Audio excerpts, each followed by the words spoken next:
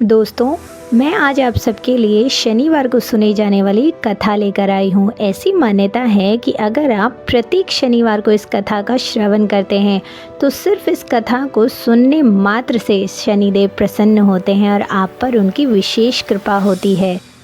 शनिदेव को ग्रहों का राजा कहा जाता है। भगवान भोलेनाथ ने इन्हें न्याय के देवता की उपाधि दी है। जो लोग शनिवार का व्रत करते हैं उनको पूजा के समय शनिवार व्रत कथा का श्रवण जरूर करना चाहिए। शनिदेव नव ग्रहों में सबसे उग्र स्वभाव का ग्रह माना जाता है। ज्योतिषी शास्त्र के अनुसार कुंडली में शनि भारी हो तो जीवन में उथल पुथल मच जाता है, लेकिन शनिदेव जिस पर प्रसन्न हो जाएं उसके भाग्य खुल जाते हैं। चलिए इस कथा का आरंभ करते हैं, लेकिन उससे पहले अगर आप इस चैनल पर पहली बार आए हैं तो चैनल को सब्सक्राइब करके बेल आइकन पर प्रेस कर दीजिए और वीडियो को लाइक और अपने दोस्तों के साथ शेयर कर दीजिए और कमेंट में जय शनिदेव ज़रूर लिखिएगा। एक समय स्वर्गलोक में सबसे बड़ा कौन है कि प्रश्न पर 9 ग्रहों में वाद विवाद हो गया। विवाद इतना बड़ा था कि परस्पर भयंकर युद्ध की स्थिति बन गई। निर्णय के लिए सभी देवता देवराज इंद्र के पास पहुँचे और बोले, हे देवराज, आपको निर्णय करना होगा कि हम में से सबसे बड़ा कौन है। देवताओं का प्रश्न सुनकर देवराज इंद्र उलझन में पड़ गए। इंद्र बोले, मैं इस प्रश्न का उत्तर देने में असमर्थ हूँ। हम सभी पृथ्वी लोक में उज्जैनी नगर में राजा विक्रमादित्य के पास चलते हैं। देवराज इंद्र सहित सभी ग्रह उज्जैनी नगर पहुँचे। महल में पहुँचकर जब देवताओं ने उनसे अपना प्रश्न पूछा तो राजा विक्रमादित्य भी कुछ देर के लिए परेशान हो उठे, क्योंकि सभी देवता अपनी अपनी शक्तियों के कारण महान थे। किसी को भी छोटा या बड़ा कह देने से उनके क्रोध के प्रकोप से भयंकर हानि पहुंच सकती थी।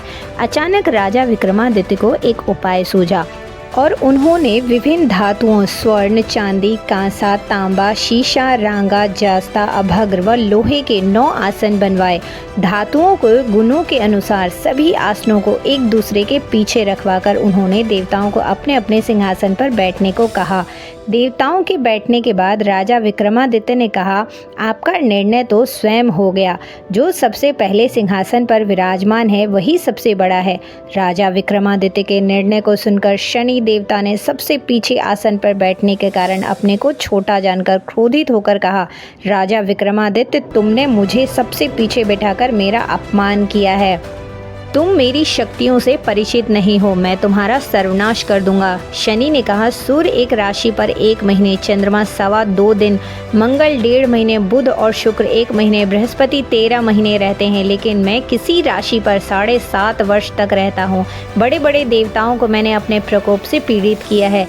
राम को 7.5 के कारण ही वन में जाकर रहना पड़ा और रावण को 7.5 के कारण ही युद्ध में मृत्यु का शिकार बनना पड़ा। राजा, अब तू मेरे प्रकोप से नहीं बच सकेगा। इसके बाद अन्य ग्रहों के देवता तो प्रसन्नता के साथ वहां से चले गए, परंतु शनिदेव बड़े क्रोध के साथ वहां से विदा हुए। राजा विक्रमादित्य पहले की ही तरह न्याय करते रहे। उनके राज्य में सभी स्त्री पुरुष बहुत आनंद से जीवन यापन कर रहे थे। कुछ दिन ऐसे ही बीत गए। उधर शनि देवता अपने अपमान को भूले नहीं थे। विक्रमादित्य से बदला लेने के लिए एक दिन शनि देव ने घोड़े के व्यापारी का रूप धारण किया और बहुत से घोड़ों के साथ उज्जैनी नगर पहुंचे। राजा विक्रमादित्य ने राज्य में किसी घोड़े के व्यापारी के आने का समाचार सुना तो वो अपने अश्वपाल को कुछ घोड़े खरीदने के लिए भेज देते हैं। घोड़े बहुत कीमती थे। अश्वपाल ने जब वापस लौटकर इस संबंध में बताया तो राजा विक्रमादित्य ने स्वयं आकर एक सुंदर व शक्तिशाली घोड़े को पसंद किया। घोड़े की चाल देखने के लिए राजा उस घोड़े पर सवार हुए तो वह घोड़ा बिजली की गति से दौड़ पड़ा। तेजी से दौड़ता घोड़ा राजा को दूर एक जंगल में ले गया और फिर राजा को वहां गिराकर जंगल में ही कहीं गायब हो गया। राजा अपने नगर को लौटने के लिए जंगल में भटकने लगा, लेकिन उन्हें लौटने का कोई रास्ता नहीं मिला। राजा को भूख प्यास लगाई। बहुत घूमने पर उसे एक चरवाहा मिला। राजा ने उससे पानी मांगा। पानी पीकर राजा ने उस चरवाहे को अपनी अंगूठी दे दी। फिर उससे रास्ता पूछकर वह जंगल से निकलकर पास के नगर में पहुंच गया। राजा ने एक सेठ की दुकान पर बैठकर कुछ देर आराम किया। उस सेठ ने राजा से बात की तो राजा ने उसे बताया कि मैं उज्जैनी नगर से आया हूं। राजा की कुछ देर दुकान पर बैठने से सेठ जी की बहुत बिक्री हुई। सेठ ने राजा को बहुत भाग्यवान समझा और खुश होकर उसे अपने घर भोजन के लिए ले गया। सेठ के घर में सोने का एक हार खूंटी पर लटका हुआ था। राजा को उस कमरे में छोड़कर सेठ कुछ देर के लिए बाहर गया। तभी एक आश्चर्यजनक घटना घटी। राजा के देखते देखते सोने के उस हार को खूंटी निगल गई।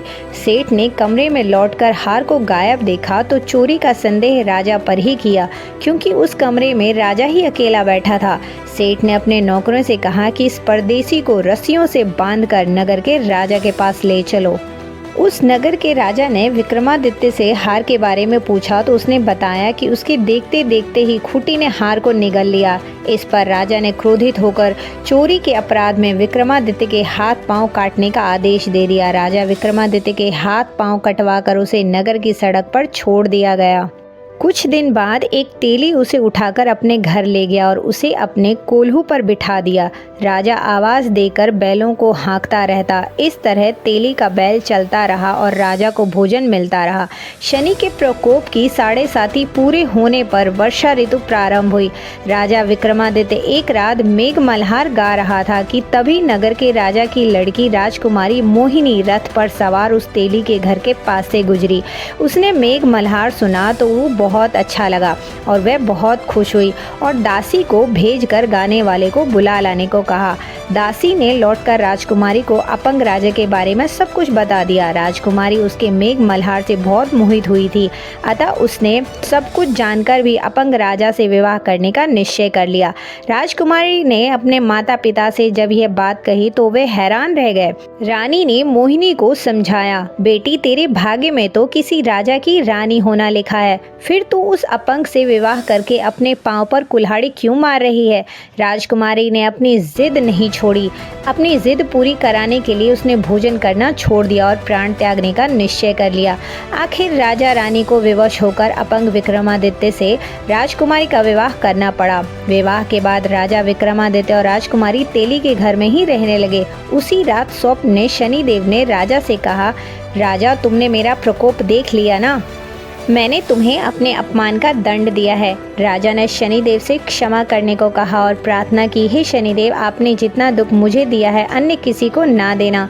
शनिदेव ने कुछ सोच कर कहा, राजा मैं तुम्हारी प्रार्थना स्वीकार करता हूँ।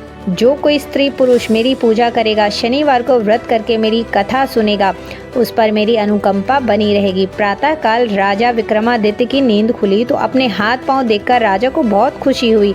उसने मन ही मन शनिदेव को प्रणाम किया। राजकुमारी भी राजा के हाथ पांव सही सलामत देखकर आश्चर्य में डूब गई। तब राजा विक्रमादित्य ने अपना परिचय देते हुए शनिदेव के प्रकोप की 7.5 कहानी सुनाई। सेठ को जब इस बात का पता चला तो दौड़ता हुआ तेली के घर पहुंचा और राजा के चरणों में गिरकर क्षमा मांगने लगा। राजा ने उसे क्षमा कर दिया, क्योंकि यह सब तो शनिदेव के प्रकोप के कारण हुआ था। सेठ राजा को अपने घर ले गया और उसे भोजन कराया। भोजन करते समय वहाँ एक आश्चर्यजनक घटना घटी। सबके देखते देखते उस खूंटी ने हार उगल दिया। सेठ जी ने अपनी बेटी का विवाह भी राजा के साथ करवा दिया और बहुत से स्वर्ण आभूषण धन आदि देकर राजा को विदा किया। राजा विक्रमादित्य राजकुमारी मोहिनी और सेठ की बेटी के साथ उज्जैनी नगर पहुँचे तो नगर वासियों ने हर्ष से उनका स्वागत किया। अगले दिन राजा विक्रमादित्य ने पूरे राज्य में घोषणा कराई कि शनिदेव सब देवों में सर्वश्रेष्ठ है। प्रत्येक स्त्री पुरुष शनिवार को उनका व्रत करे और व्रत कथा अवश्य सुने। राजा विक्रमादित्य की घोषणा से शनिदेव बहुत प्रसन्न हुए। शनिवार का व्रत करने और व्रत कथा सुनने के कारण सभी लोगों की मनोकामनाएं शनिदेव की अनुकंपा से पूरी होने लगी। सभी लोग आनंद पूर्वक रहने लगे।